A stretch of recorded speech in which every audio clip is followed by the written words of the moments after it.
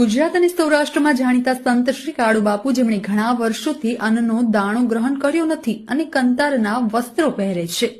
આ કળિયુગમાં ઈશ્વરનો સાક્ષાત કરાવે એવી મહાન વિભૂતિ છે કાળુબાપુ. ભાવનગર જિલ્લાના ઉમરાળા તાલુકાનું હળમતિયા ગામ, જ્યાં સંત શ્રી કાળુબાપુ આશ્રમ આવેલો છે. છેલ્લા ઘણા વર્ષોથી એમણે અનાજ નથી લીધું અને બોલી શકતા હોવા છતાં જે મૌન રહ્યા છે.